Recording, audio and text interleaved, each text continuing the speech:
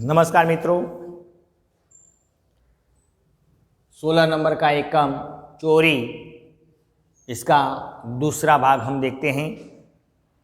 पहले भाग में हम देख चुके थे कि इसके अंदर बिंदु एक नौकर है, नंदन घर का मालिक है और मालती नंदन की पत्नी है, घर की मालकिन है। बिंदु घर में झाड़ू पोछू करने का काम करता है। एक हाथ में झाड़ू, दूसरे हाथ की मुट्ठी बंद लेकर मालती के सामने निकलता है। मालती को शक हुआ, मालती ने पुकारा लेकिन बिंदु रुका नहीं। उसके बाद मालती ने अपने पति को बुलाया, पति भी बाहर आए। उतने में नंदन कूड़ा करकट डालकर वापस आ रहा था। मालती को शक था कि बिंदु कुछ ले गया है। बहुत समझाया, धमकाया मालती ने, लेकिन बिंदु माना नहीं। अब नंदन ने अपने तरीके से उसे सहलाया, पुचकारा और उसके साथ आत्मीय व्यवहार करके पूछा कि बिंदु बताओ सही सही क्या लेकर गए थे। और बिंदु ने बताया कि घर में थोड़ी मेवा पड़ी थी, मैं लेकर निकला था। अंत में पूछा कि तूने खा ली। लड़के ने कहा कि मैंने खा ली, लेकिन नंदन मानने को तैयार नहीं है। इसलिए उसने बताया कि नहीं, मैंने खाई नहीं, मैंने वह उधर फेंक दी है। वहीं तक हमने देखा था। देखे अब नंदन और मालती ने देखा कि उसकी बताई जगह पर थोड़े से काजू और कुछ किशमिश पड़ी। अब नंदन और मालती ने देखा कि बिंदु ने जो स्थान बताया, बिंदु ने जो जगह बताई, वह जगह पर थोड़े काजू और थोड़े किशमिश, काजू और किशमिश जो मेवा है वह पड़ी है। नंदन ने बिंदु के कंधे पर हाथ रखा और कहा मेरे साथ आओ। अब नंदन ने बिंदु के कंधे पर हाथ रखा, उसके सर पर हाथ सहलाया, उसकी उंगली पकड़ी और उसे कहा कि अब मेरे साथ आओ। बिंदु चुपचाप मालिक के साथ चल दिया। देखिए एक शब्द आया मालिक, इसका स्त्रीलिंग होता है मालकिन। ये लिंग परिवर्तन हुआ।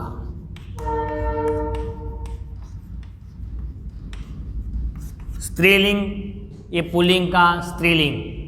मालिक तो मालकिन, और मालिक का विरोधी होता है नौकर।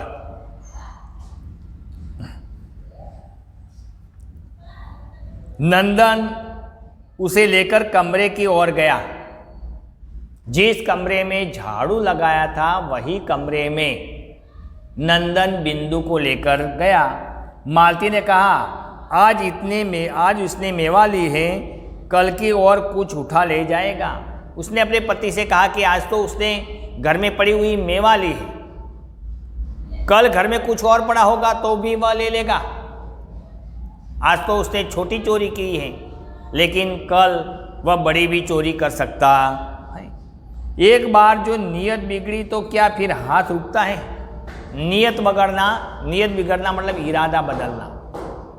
आज उसका इरादा चोरी करने का हुआ, कल नज़र दूसरे पर पड़ी तो क्या वह अपने हाथ को रोक सकेगा? हाथ चलाना चोरी करना, क्या अपने चोरी करने के व्यवहार को वह रोक सकेगा? मालती ने इसी प्रकार नंदन को उलाहना दी। नंदन ने पत्नी की बात सुनी अनसुनी कर दी। बिंदु को साथ लेकर कमरे में गया और कनस्तर खोलकर उसमें से एक मुट्ठी मेवा उसके हाथ में देते हुए बोले, बिंदु लो, खा लो। देखिए, नंदन ने पत्नी की बात सुनी न सुनी, अनसुनी की। मतलब नंदन ने अपनी पत्नी की बात पर सोचा भी नहीं, उसके पर नजर भी नहीं की, मानो अनसुनी कर दी हो। इसी प्रकार नंदन बिंदु को लेकर कमरे में गया और कनस्तर खोलकर, कनस्तर एक शब्द है, कनस्तर,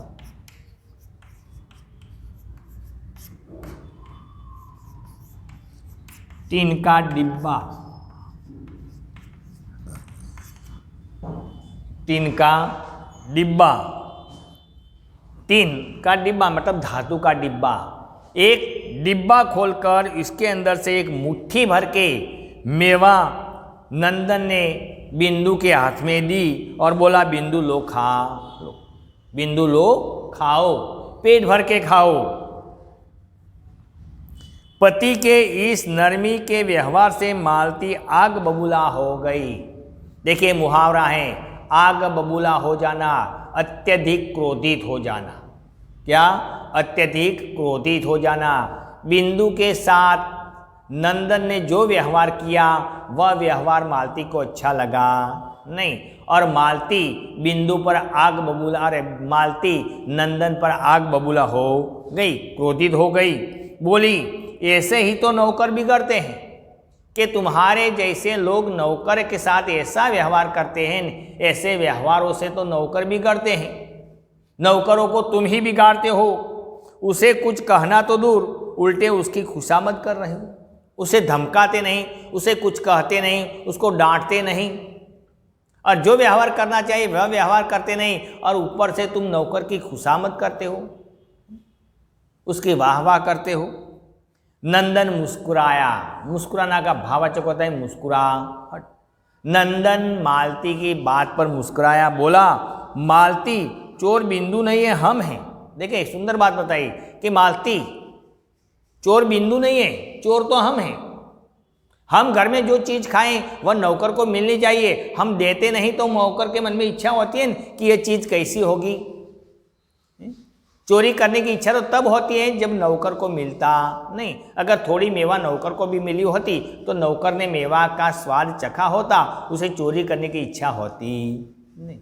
इसलिए मालती चोर नौकर नहीं है, चोर तो हम हैं। हम क्या ऐसी चीज़ खाएं जो सबको नहीं मिलती, कि जो सबको मिलती है वह चीज़ हमारे पास जो चीज़ हो वह सबके पास हो, तो कोई हमारे घर में चोरी नहीं करता। चोरी कब होती है? संग्रहखोरी होती है तब जब सब चीजें सभी को नहीं मिलती, तब अपनी इच्छा पूर्ण करने के लिए वह व्यक्ति चोरी करता। इससे तो चोरी की भावना को जन्म मिलता है। चोरी की भावना का जन्म कब होता है? जब सब चीजें सभी को मिलती नहीं तब। हम लोग रोज मेवा खाते हैं, एक दिन इस बेचारे का मन चल आया और थोड़ी सी ले ली तो क्या हो गया कि हम रोज मेवा खाते हैं। और एक दिन ये लड़के की इच्छा भी मेवा खाने की हुई और उसने जमीन पर पड़ी थी और वह उठा ली और खा ली, तो इसमें क्या बड़ी बात है? अगर हमें एक दो दिन हमने यह मेवा अगर यह नौकर को बिंदु को दी होती नहीं तो नौकर आज हमारे हाथ में, हमारे घर में से इसी प्रकार यह चीज़ लेकर भागता नहीं, उसे संतोष मिल जाता। इसलिए हे मालती, चोर बिंदु नहीं है, चोर तो हम हैं। मैं कब कहती हूं कि कुछ हो गया है? बात मेवा की नहीं, नियत की है। मैं कब कहती हूं कि कुछ हो गया है? बात मेवा की नहीं है, बात नियत की है, इरादा की। उसने मेवा खाई उसकी बात नहीं, लेकिन उसने मेवा की चोरी की, बात इसकी है। इसका जी चला था तो मांग लेता, कि उसके मन में इच्छा होती तो उसे मांग लेना चाहिए था। अगर वह मांगता तो हम क्यों नहीं देते? हम देते। उसे खाने की इच्छा हुई तो उसे हमारे पास मांग लेना चाहिए था। अगर वह मांगता तो हम उसको देते। मैं न देती तब कहता, अगर उसने मांगा होता और मैंने न दिया होता तो वह चोरी करता। घर में 50 चीजें रहती हैं, यों तो जिस पर मन आएगा उठाकर ले जाएगा, और एक दिन यही होना है, वह न करेगा तो तुम करवाओगे। हमारे घर में तो बहुत कीमती चीज़ें, 50 चीज़ें पड़ी हैं, और जिस दिन इसकी इच्छा हुई वह चीज़ उठाकर ले जाएगा, और वह नहीं करेगा तो तुम करवाओगे। वह नहीं करेगा तो तुम करवाओगे। इसलिए बात उसकी नियत की है। मालती, यह बात नाराज होने की नहीं है मालती, यह बात नाराज होने की नहीं है, यह बात समझने की है, सोचने की बात है, सोचने की है। जब तक सब चीज़ें सबको नहीं मिलती चोरी बंद नहीं हो सकती। जब सब चीज़ें सबको नहीं मिलती तब तक चोरी बंद नहीं होती। आज चोर लोग चोरी करने का इरादा क्यों करते हैं कि उसके पास जो नहीं है और वह वस्तु दूसरे के पास है तो वह चीज़ अपने पास लाने के लिए वह चोरी करते। जो सभी के पास मोबाइल आ जाते हैं तो कोई मोबाइल की चोरी करते नहीं, लेकिन जिसके पास मोबाइल है और जिसके पास मोबाइल नहीं है वह देखता है ना, तो उसका मन मचलता है कि मेरे पास भी ऐसा मोबाइल होता तो अच्छा, लेकिन उसकी हैसियत नहीं होती मोबाइल लाने की, इसलिए वह मोबाइल प्राप्त करने के लिए चोरी का रास्ता पकड़ लेता। तो यही बात है, नंदन इसी प्रकार मालती को समझाता है। चोरी अच्छी नहीं है पर आज की स्थिति बड़ी लाचारी की हो गई है। नंदन ने समझाते हुए कहा कि चोरी अच्छी नहीं है, कोई चोर बनना चाहता नहीं, लेकिन आज की परिस्थिति ऐसी है कि लोगों को इसी प्रकार चोरी करनी पड़ती है। नंदन ने समझाते हुए कहा, देख लेना एक दिन यही बिंदु घर में से ट्रंक उठाकर न ले जाए तो मेरा नाम मालती ने कहा कि देख लो, एक दिन ऐसा आएगा कि घर में से ये ट्रंक, जो पैसों रखने का जो पिटारा है, कीमती चीज रखने का जो डिब्बा है, वह पूरे का पूरा डिब्बा उठाकर बिंदु न ले जाए तो मेरा नाम मालती नहीं। इतना कहकर मालती रसोई घर में चली गई और इतने ही उलाहना देकर, ऐसी बात बताकर मालती रसोई घर में चली गई। नंदा पुनः अपनी कुर्सी पर आ बैठा पर मन उसकी दूसरी दिशा में चल रहा था। मालती रसोई घर में चली गई और नंदन फिर अपने कमरे में आकर कुर्सी पर बैठ गया, लेकिन अब की बार नंदन का मन यह पत्र की ओर नहीं था, उसका मन कोई दूसरी ओर चल रहा। थोड़ी देर वह सोचता रहा, फिर उसने विचार को समेटा और लेख पूरा करने में लग गया। थोड़ी देर वह सोच विचार करता रहा, फिर उसने वह विचार को हटाया और उसने अपना लेख पूर्णतः पूर्ण किया। लेख पूरा हुआ तो काफ़ी देर हो चुकी थी, लेख लिखने में देर हो गई थी, पूरा होने में काफ़ी देर हो चुकी थी। वह उठा और सीधा रसोई में पहुंचा। वह सीधा उठा, मालती जहाँ रसोई बनाई थी वह रसोई घर में चला गया। देखता क्या है, मालती सील पर चटनी पीस रही है। नंद ने कहा, बिंदु कहाँ? एक पत्थर पर मालती मिर्चा पीस रही है, चटनी पीस रही है। और उसके पास जाकर नंदन ने मालती से कहा कि मालती बताओ बिंदु कहाँ पर है? मैं क्या जानूं, तुम जानो और तुम्हारा लाडला बिंदु जाने के, मैं क्या जानूं बिंदु कहाँ है? बिंदु के बारे में मैं कुछ जानती नहीं, वह कहाँ गया कहाँ है मैं कुछ जानती नहीं, तुम जानो और तुम्हारा लाडला जाने। उसे निकाल दिया क्या तूने? उसे घर से निकाल तो नहीं दिया, उसे अपनी नौकरी से रुखसत तो नहीं दे दी? निकालने वाली मैं कौन होती हूँ? भला निकालने वाली मैं कौन होती हूँ? घर के मालिक तो तुम हो। तुम जो व्यवहार करते हो वैसा व्यवहार मैं नहीं कर सकती। नौकर को घर से निकालने वाला भला मैं कौन होती? कब से नहीं है? तभी चला गया था कि कब से नहीं है? तो तभी चला गया था जब से उसने यह कूड़ा करकट जहाँ फेंका था वहीं पर उसने मेवा दिखाई थी, तब से वह नहीं। नंदन थोड़ा हैरानी में पड़ गया। नंदन हैरान हो गया, न जाने यह लड़का कहाँ चला गया। उसके मन में शंकाओं ने घर कर दिया। मालती ने पुनः कहा, तुम यहाँ के नौकर को जानते नहीं? अपने घर में भी उनका हाथ रुकता नहीं कि तुम यहाँ के नौकर को जानते नहीं। मालती अपने पति से कहती है कि तुम यहाँ के नौकरों को जानते नहीं। अपने घर में भी वे हाथ चलाते हैं, अपने घर में भी वे चोरी करते हैं, तो भला दूसरे घर में वे क्या कर सकते हैं? आप सोचो तो सही। कुंदन ने कहा, कितना अनाज भरा है? कुंदन के यहाँ कितना अनाज भरा है? फिर भी एक दिन आंख बच गई तो काका के यहाँ से गेहूं ले गया। कि कुंदन एक दूसरा लड़का है, उसके घर पर ढेर सारा अनाज है, लेकिन फिर भी वह एक दिन उसके काका के घर गया और काका की आंख लग गई तो उसके घर से भी वह अनाज की चोरी करके अपना घर ले गया। देखें, अपने घर में सब कुछ होने के बावजूद भी नौकर कई बार ऐसी चोरी करते हैं, मालती ने ऐसा कहा। नंदन जानता था कि बहस का अंत नहीं। नंदन जानता है कि इस बहस यानी चर्चा, ये चर्चा का कोई अंत नहीं, या वाद विवाद का कोई अंत नहीं। उसने बात आगे नहीं बढ़ाई और तौलिया उठाकर स्नान करने चला गया। स्नान करने के बाद उसने भोजन किया। रुमाल उठाकर वह बाथरूम में चला गया। उसने स्नान किया। स्नान करने के बाद वह वापस आया। फिर वह भोजन करने के लिए रसोई घर में चला गया। दोपहर बीती और शाम होने को आई। दोपहर हो गए, अभी तक बिंदु का कोई पता नहीं। अब तो शाम होने को आई, फिर भी जब बिंदु न लौटा तो मालती के मन को अच्छा नहीं लगा। चौक में अभी भी बिंदु का खाना पड़ा। अब दोपहर हो गई, शाम हुई, लेकिन फिर भी बिंदु वापस आया नहीं। अभी भी मालती बिंदु पर चिढ़ी है। बिंदु के यह व्यवहार से मालती को अच्छा लगा नहीं।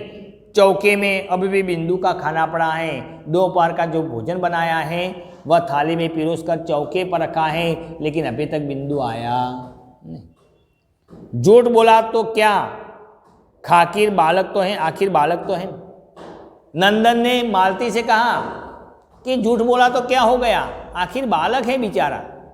क्या है, बालक है बेचारा, भूखा जाने कहाँ भटक रहा होगा। बेचारा भूखा होगा, प्यासा होगा, न जाने कहाँ भटक रहा होगा। उसने थोड़ा मेवा खा ली और थोड़ा सा झूठ बोला तो क्या हो गया। कई बार कमरे से बाहर आकर मालती ने बिंदु को देखा।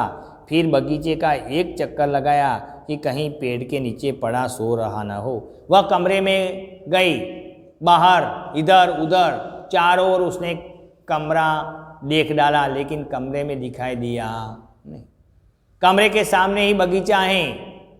बगीचा का कोना कोना उसने देख डाला, कहीं कोई पेड़ के नीचे ये बिंदु सोया न हो, लेकिन बिंदु का कहीं अता पता मिला नहीं। मालती आकर पलंग पर पड़ गई और अपने को कोसने लगी कि जरा सी बात को इतना तूल क्यों दिया। थोड़ी सी मेवा ले गया था तो क्या गजब हो गया था। मालती अब अपने आप को कोसने लगी, अब चिंतित होने लगी। वह मन ही मन सोचने लगी कि मैंने यह क्या कर डाला। इससे कोई बड़ी चोरी तो की नहीं थी। घर में पड़ी हुई मेवाली थी, अगर उसी थोड़ी सी मेवा खा ली तो इसमें मेरा क्या हो जाता था। आखिर बेचारा बच्चा तो है, आखिर बेचारा लड़का तो है, इसमें मेरा क्या हो जाता था। सोचते सोचते देर हो गई। इसी विचार में, सोच विचार में देर हो गई। वह उठी और सहन से टहलने लगी। जो सहन तो घर के बीच का भाग, सहन का अर्थ क्या होता है, घर के बीच का भाग। तो सोचते सोचते देर हो गई, वह उठी और घर के बीच के भाग में वह टहलने लगी, इधर उधर घूमने लगी। इतने में कुंदन उधर से निकला तो मालती ने उत्सुकता से पूछा, कुंदन तुमने बिंदु को देखा क्या। इतने में कुंदन उसके पड़ोस में रहने वाला लड़का है।